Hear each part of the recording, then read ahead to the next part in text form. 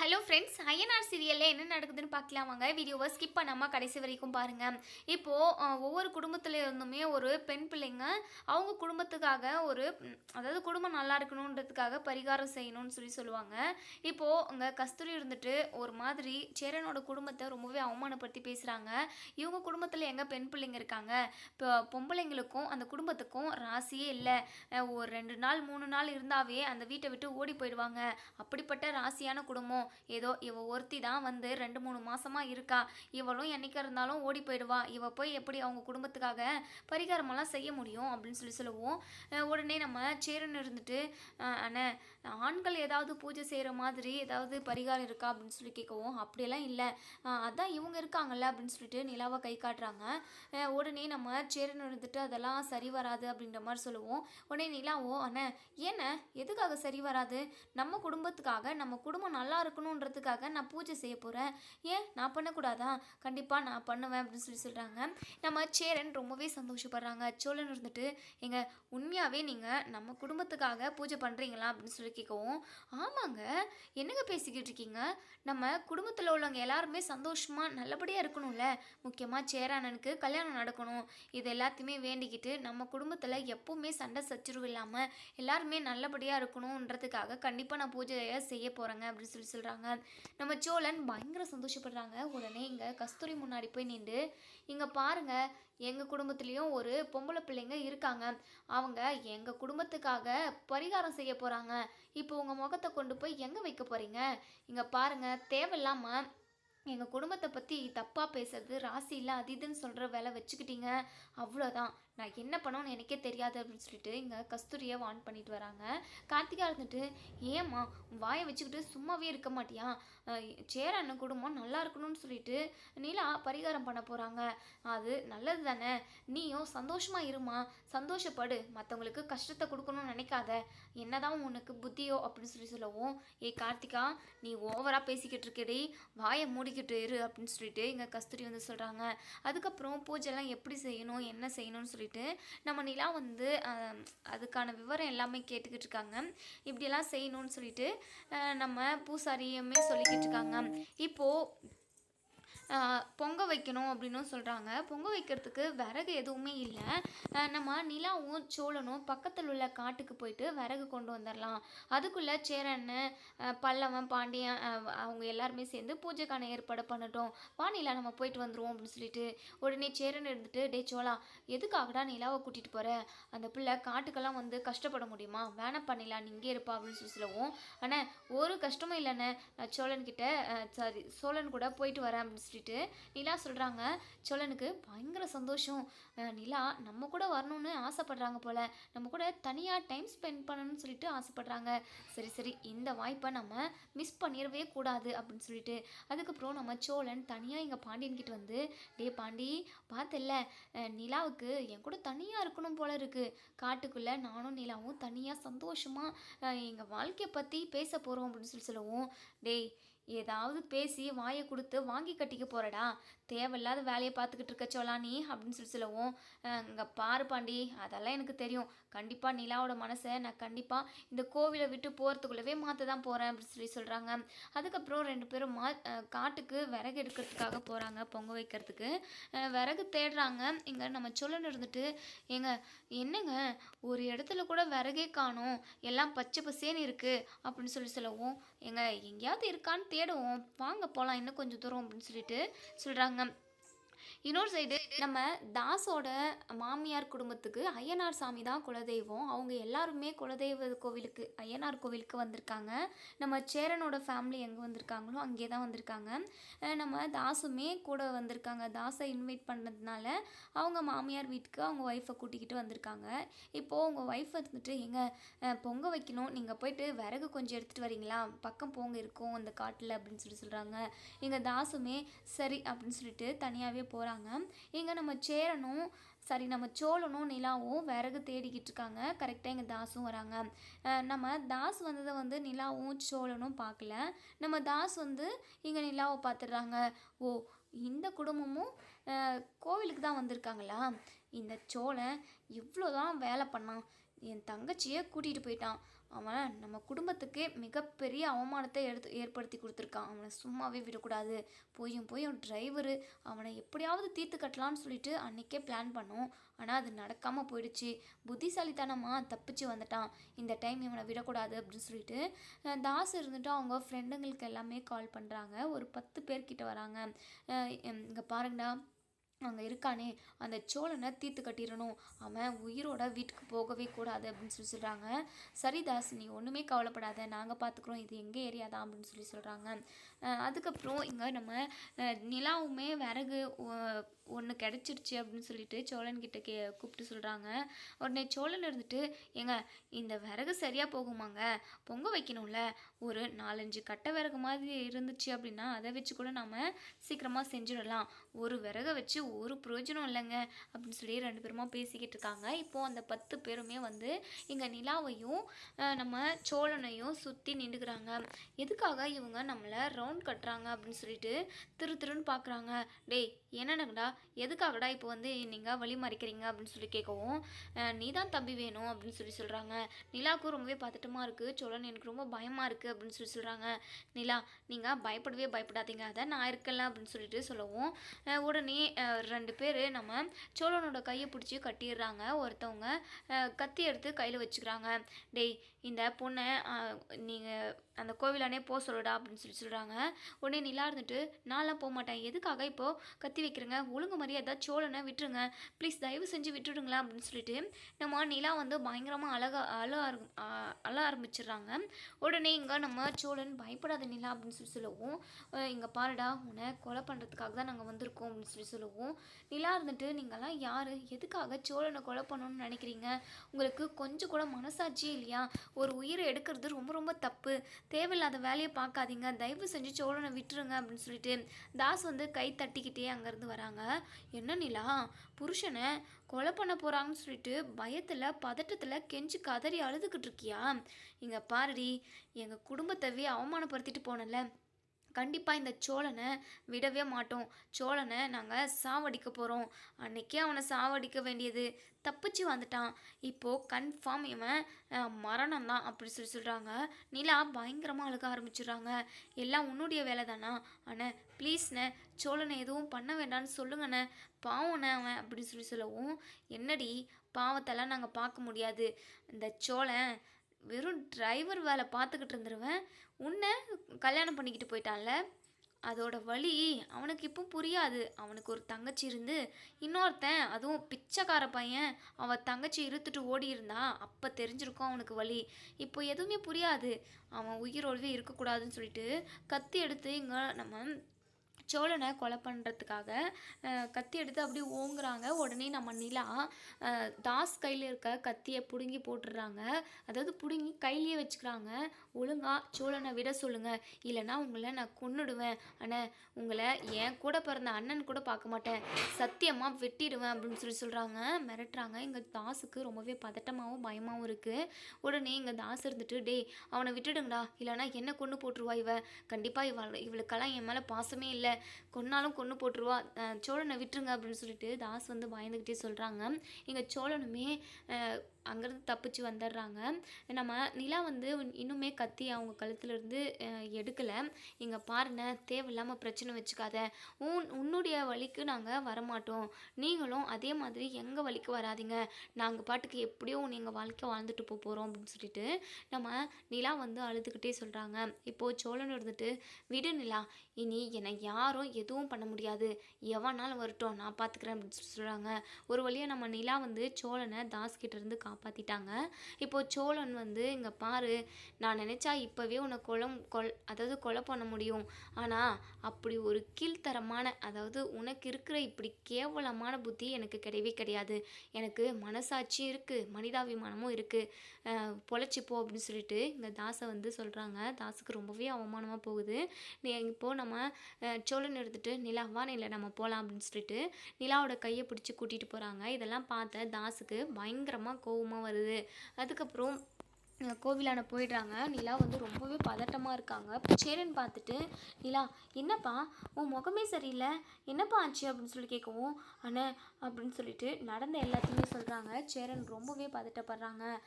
எப்படியோ சோலா உனக்கு எதுவும் ஆகலைல்ல அப்படின்னு சொல்லி சொல்லவும், அண்ணே எனக்கு எதுவும் ஆகலைண்ணே, நீ பயப்படாதண்ணே அப்படின்னு சொல்லி சொல்கிறாங்க. இங்கே பாண்டி இருந்துட்டு, டே சோலா அந்த தாஸை நம்ம சும்மா விடக்கூடாது, உணவே கொலை பண்ணணும்னு நினச்சிருக்கான், அவனை உண்டிலன்னு பண்ண போகிறேன் அப்படின்னு சொல்லி சொல்லவும், உடனே நம்ம சோழன் இருந்துட்டு, டே பாண்டி வேணாண்டா, நம்ம குலதெய்வ கோவிலுக்கு வந்திருக்கோம், நல்லபடியாக சாமி கும்பிட்டுட்டு நம்ம வீட்டுக்கு போவோம் சரியா, தேவையில்லாத பிரச்சனைலாம் நமக்கு எதுக்கு அப்படின்னு சொல்லி சொல்கிறாங்க. அதுக்கப்புறம் நம்ம நிலா வந்து பூஜையை ஆரம்பிக்கிறாங்க.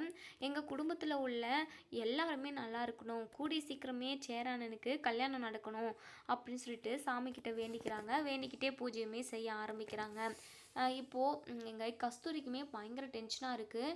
இந்த குடும்பத்துக்காக இவ இப்படி பரிகாரம் செய்கிறாளே அப்படின்னு சொல்லிட்டு பயங்கரமாக பொறாமப்பட்டுக்கிட்டு இருக்காங்க.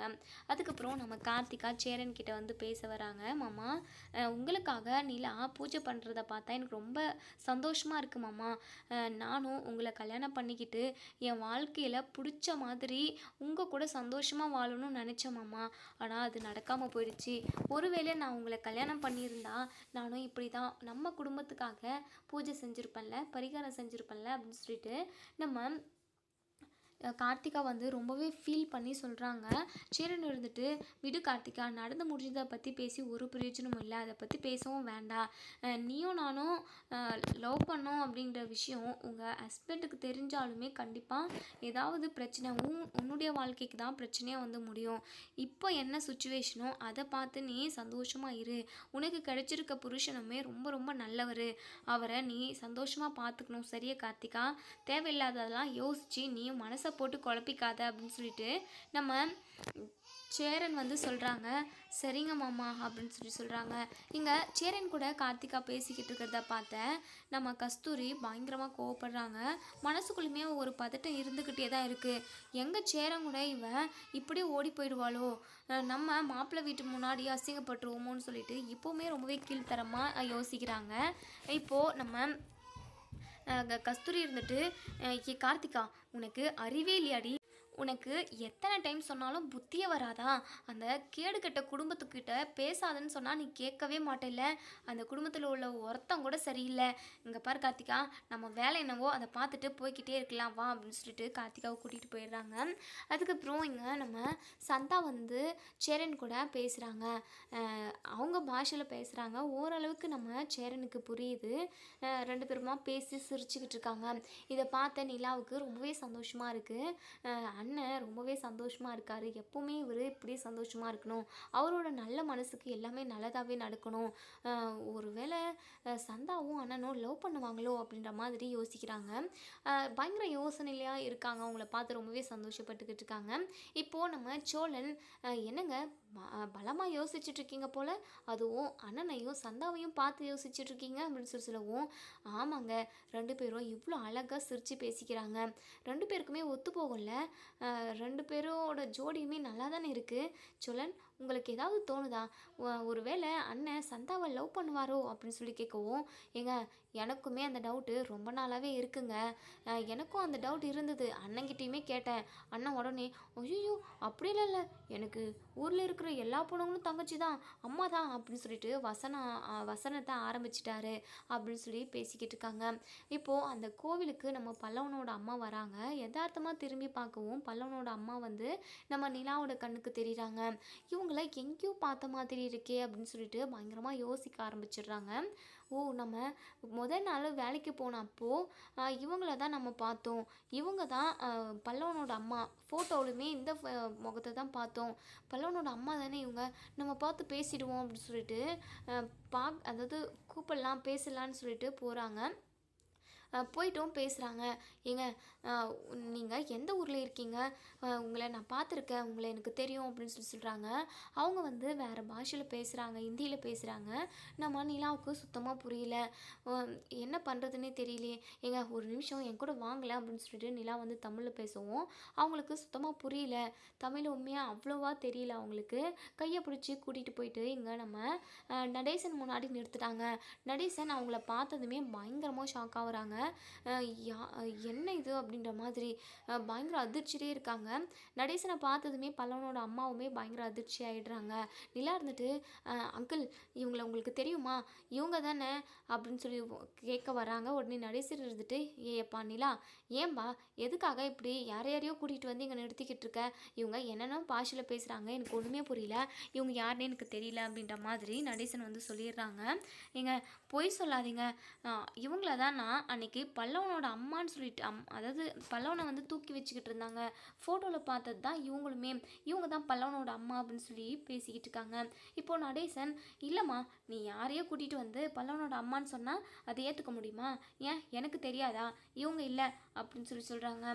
இங்கே அவங்க அம்மா அதாவது பல்லவனோட அம்மாவுமே ஒரு மாதிரி பதட்டத்தில் அங்கேருந்து கிளம்பி போயிடுறாங்க. உடனே நம்ம நிலா இருந்துட்டு ஏங்க நில்லுங்க, ஒரு நிமிஷம் நில்லுங்க அப்படின்னு சொல்லிட்டு கையை பிடிச்சி கூப்பிடுறாங்க. இங்கே சேரன் தூரத்துல இருந்து பார்க்குறாங்க. என்ன நிலா யாரையோ பிடிச்சி இழுத்துக்கிட்டு இருக்காங்க அப்படின்னு சொல்லிட்டு இங்கே நம்ம பல்லவனும் சேரனும் வராங்க. உடனே நம்ம நிலா இருந்துட்டு சேரன்கிட்ட அண்ணா இவங்க தான் என்ன பல்லவனோட அம்மா அப்படின்னு சொல்லி சொல்லவும் இங்கே நம்ம பல்லவனுக்கு பயங்கர அதிர்ச்சியாக இருக்குது. அண்ணி இதை காட்டுங்க அப்படின்னு சொல்லிட்டு அவங்க முகத்தை பார்க்குறாங்க. முகத்தை பார்த்ததுமே நம்ம பல்லவன் பயங்கரமாக ஷாக் ஆகுறாங்க. அம்மா அப்படின்னு சொல்லி கூப்பிடுறாங்க. இங்கே பல்லவன் அம்மான்னு சொல்லி கூப்பிட்டதுமே அந்த வேர்ட் வந்து நம்ம பல்லவனோட அம்மாவுக்கு புரியுது. பயங்கரமாக அப்படியே ஒரு மாதிரி ஃபீலிங் ஆகிடுறாங்க. கண்ணில் எல்லாம் தண்ணி வந்துடுது. அம்மா ஏம்மா என்ன சின்ன குழந்தையிலே என்னை தனியாக விட்டுட்டு போயிட்டேன், எப்படிம்மா என்னை விட்டுட்டு போகிறதுக்கு உனக்கு மனசு வந்தது அப்படின்னு சொல்லிட்டு அவங்களுக்கு சரியாக புரியல. இங்கே நம்ம சந்தாவுக்கு அவங்க பாஷை என்னன்னு தெரியும், ஆனால் சந்தாவுக்குமே அந்த அளவுக்கு தமிழ் தெரியல, ஓரளவுக்கு புரியுது. இப்போது நம்ம நடேசன் இருந்துட்டு அந்த பாஷையில் பேசி புரிய வைக்கிறாங்க. ஏன் விட்டுட்டு போனேன் அப்படின்ற மாதிரி தெரிஞ்சிருச்சு. இனிமே ஒன்றா இருக்கலாமே, ஆனால் பல்லவனோட அம்மா தான் இதுக்கு ஒத்துப்பாங்களே என்னன்னு தெரியலையே அப்படின்ற மாதிரி அந்த நடேசன் வந்து நினைக்கிறாங்க. பல்லவன் பயங்கரமாக அழுகுறாங்க. அவங்கள கட்டி பிடிச்சிக்கிறாங்க. அம்மா என்னை விட்டுட்டு நீங்கள் போயிட்டீங்க, நான் தனியாக வளர்ந்துருக்கேன், ஆனால் அம்மா அப்பா இல்லாத குறைய என் அண்ணனுங்க எல்லாமே தீர்த்து வச்சாங்க, இருந்தாலும் நீங்கள் ஏன் என்னை தனியாக விட்டுட்டு போனீங்க? எதுக்காக என்னை பெற்றீங்க? என்னை பெற்றுட்டீங்க, அப்போது நீங்கள் தானே வளர்த்துருக்கணும், தனியாக விட்டுட்டு நீங்கள் பாட்டுக்கு போயிட்டீங்க, நான் அம்மா இல்லாமல் வளர்ந்துருக்கேன், ஏம்மா உங்களுக்கு கொஞ்சம் கூட மனசாட்சி இல்லையா? ஏன் ப்ளீஸ்மா வாயை திறந்து பேசுங்க அப்படின்னு சொல்லிட்டு ஹிந்தியில் பேசுகிறாங்க. ஓரளவுக்கு புரியுது. நம்ம பல்லவனுக்கு ஒன்றுமே புரியல. அம்மா நீங்கள் பேசுகிறது எனக்கு ஒன்றுமே புரியலம்மா, உங்களுக்கு தமிழ் தெரியாதாம்மா அப்படின்னு சொல்லி சொல்லவும் நடேசன் இருந்துட்டு கொஞ்சம் கொஞ்சம் பேசுவா, ஆனால் இப்போ ஞாபகம் இல்லைன்னு நினைக்கிறேன் அப்படின்னு சொல்லி சொல்கிறாங்க. எங்கள் பல்லவனுக்கு பயங்கரமாக கோவம் வருது. யோ உன்னால தான் நான் இவ்வளோ கஷ்டப்பட்டுக்கிட்டு இருக்கேன், என் அம்மா எங்கே இருக்காங்க, இல்லை இருக்காங்களா இல்லையான்னு கூட நீ ஒரு வார்த்தை சொல்லலை, ஒரு வேளை உயிரோடு தான் இருக்காங்கன்ற விஷயத்த நீ சொல்லியிருந்தா என் அம்மாவை தேடி கண்டுபிடிச்சிருப்பில்ல அப்படின்னு சொல்லி சொல்லவும் நடேசன் இருந்துட்டு டேய் சும்மா வசனமெல்லாம் பேசிக்கிட்டு இருக்காதுடா, அதான் உன் அம்மா வந்து உன் ஆத்தா வந்து பக்கத்தில் தான் நின்றுக்கிட்டு இருக்கா, அவளை கேளு என்ன பிரச்சனை ஏதுன்ட்டு எல்லாத்தையும் அவள் சொல்லுவா, அவள் வராதுக்கு நான் என்னடா பண்ண முடியும், அதுவும் அவள் இந்த ஊரில் இருக்கான்ட்டு எனக்கே இப்போ தான் தெரியும், எனக்கு சொல்லக்கூட இல்லை அப்படின்னு சொல்லி சொல்லவும் உடனே இங்கே பல்லவனோட அம்மா இருந்துட்டு அவங்க பாஷையிலே அப்படியே ஆக்ஷன் பண்ணி சொல்கிறாங்க. எனக்கு குடும்பம்னு இருக்குது, எனக்கு இன்னும் 2 குழந்தைங்க இருக்குது, என்னால் இந்த உங்க கூட வந்து அதாவது உங்க கூட வந்து இருக்க முடியாது அப்படின்ற மாதிரி பல்லவன்கிட்ட சொல்கிறாங்க. பல்லவன் ரொம்பவே மனசொடைஞ்சு போயிடுறாங்க. அம்மா என்னம்மா சொல்கிறீங்க, என்னை விட்டுட்டு போகாதீங்கம்மா, இங்கே பாருங்கள் எனக்கு 2 பிள்ளைங்க இருக்குது, அவங்கள நான் பார்க்கணும், தயவு செஞ்சு என்னை விட்டுடுங்க அப்படின்னு சொல்லிட்டு போயிடுறாங்க. பல்லவன் பயங்கரமாக அழுகுறாங்க. நிலாவுக்குமே ரொம்பவே மனசு கஷ்டமாக இருக்குது. பல்லவா அழுகாதுடா பல்லவா அப்படின்னு சொல்லி சொல்லவும் இல்லை நீ அவங்களுக்கு 2 குழந்தை இருக்கான், ஒரு குடும்பம் ஆயிடுச்சான், ஆனால் நான் மட்டும் என்ன பாவம் பண்ணேன், என்ன மட்டும் அவங்க ஏன் கண்டுக்காமல் இருக்காங்க, ஏன் நீ எனக்கு மட்டும் தலையெழுத்தா என்ன அம்மா இல்லாமல் இப்படி கஷ்டப்படணும்னு சொல்லிட்டு அப்படின்னு சொல்லி பயங்கரமாக அழுகுறாங்க. சேரன் இருந்துட்டு, டே பல்லவா, அழுகாதடா, இத்தனை நாள் நீ என் கூடவே இருந்துட்ட, இனிமேலும் என் கூடவே இருடா, உன்னை நான் நல்லா பார்த்துப்பேன், ஏன் பல்லவா, உன்னை நான் நல்லா பார்த்துக்கிறது இல்லையா அப்படின்னு சொல்லிட்டு நம்ம அஹ், சேரன் வந்து சொல்லவும், பல்லவன் இருந்துட்டு, அண்ணே நீ என்னை நல்லா பார்த்துக்கினண்ணே, ஆனால் இவங்க ஏன் என்னை விட்டுட்டு போகணும், எதுக்காக என்னை பெக்கணும், என்னை பெற்று என்னை இப்படி கஷ்டப்பட விடணும், இதெல்லாம் நான் கேட்கணுண்ணே, இதுக்கான பதிலெல்லாம் எனக்கு கிடைக்கணுண்ணே, கேட்டால் அவங்களுக்கு நான் சொல்கிறது புரியலையா, எதோ சொல்லிட்டு ஆக்ஷன் பண்ணிட்டு போகிறாங்க, எனக்கு ஃபேமிலி இருக்குது, எனக்கு பிள்ளைங்க இருக்குது, அவங்கள நான் பார்க்கணுன்னு சொல்லிட்டு, அப்போது நான் பிள்ளை இல்லையா, எதுக்காக என்னை அவங்க பெற்றுக்கணும் அப்படின்னு சொல்லிட்டு பயங்கரமாக சொன்னதவே சொல்லி சொல்லி அழுதுகிட்டு இருக்காங்க. இதோட இந்த ரிவ்யூ முடியுது. இதுக்கப்புறம் என்ன நடக்குது சொல்லி வெயிட் பண்ணி பார்ப்போம் ஃப்ரெண்ட்ஸ். வீடியோ பிடிச்சிருந்தா லைக் பண்ணி கமெண்ட் பண்ணி தெரிவிங்க.